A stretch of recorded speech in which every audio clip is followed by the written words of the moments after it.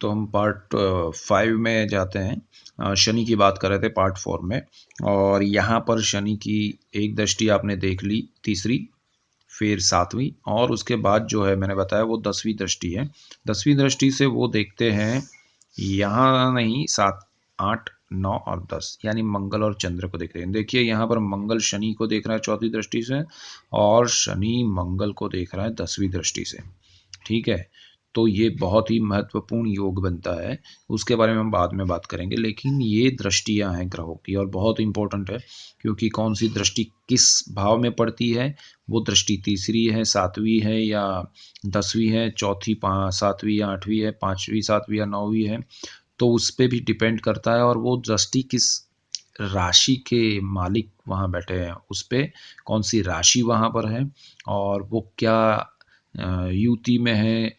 देखिए मंगल यहाँ पर है, ठीक है, उस पर शनि की दृष्टि है, शनि की यहाँ मंगल की यहाँ शनि पर है। तो ये सब चीज़ें हो सकता है दोनों साथ में भी हो।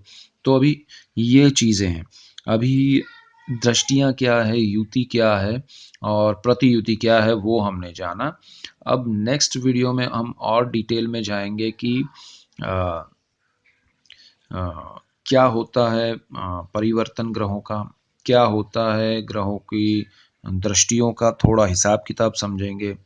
और गुरु, चंद्र, मंगल, ये सारे जो ग्रह हैं वो एक दूसरे को अगर देखते हैं तो देखिए, गुरु को शनि का देखना अलग रिजल्ट हो जाता है, गुरु को चंद्र का देखना, गुरु को चंद्र के साथ बैठना, गुरु का चंद्र से केंद्र भाव में बैठना, वो अलग बात होती है। एक और चीज मैं आपको बता देता हूं, केंद्र भाव कौन से होते हैं। तो देखिए कुंडली के 12 स्थानों में ये पहला, ये चौथा है, ये 7वां है, और ये 10वां है। तो यहां से गिन के 1, 2, 3, 4, 5, 6, 7, 8, 9, 10, 11, 12। तो यहाँ पर पहला स्थान ये है, जैसे कुंडली का पहला पार्ट आपने जानते हैं, पहला स्थान ये है। मैं स्थान की बात करता हूँ, जन्म लग्न कुंडली का पहला स्थान। चौथा स्थान ये है जहाँ पर कन्या राशि है, जहाँ पर बुध बैठा हुआ है। तो पहला स्थान, 2, 3, ये चौथा स्थान, ये भी केंद्र भाव है। 4, 5, 6 छोड़ दीजिए, 7वां जो भाव है वो भी केंद्र स्थान है, और ये दोनों छोड़ दीजिए, 8 और 9।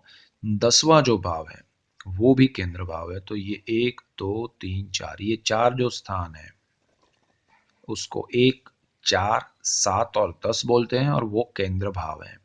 तो कोई भी ग्रह आपकी कुंडली में बोला हो, कहीं आप पढ़ते हो या सुनने में आए कि भाई कुंडली के केंद्र भाव में कौन सा ग्रह है, तो यहाँ पर शुक्र है केंद्र में, बुध भी केंद्र में है, गुरु भी केंद्र में है, और यहाँ अगर हम वो शनि रखें तो ठीक है, नहीं रखें तो केतु यहाँ पर केंद्र में है।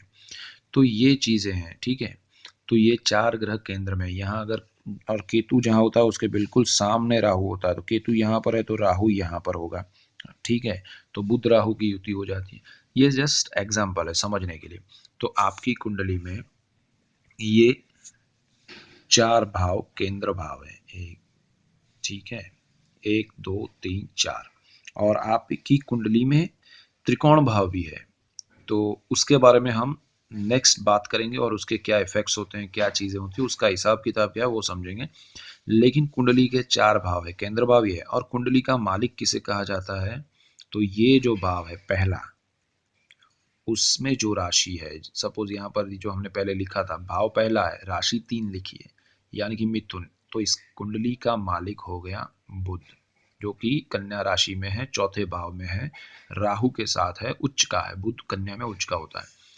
तो हम ये समझे कि भाई कुंडली में युति क्या होती है, प्रतियुति क्या होती है, और दृष्टियां क्या होती है, और किसकी कितनी दृष्टियां होती है, केंद्र भाव क्या होते हैं। तो हम आगे बढ़ेंगे नेक्स्ट वीडियो में।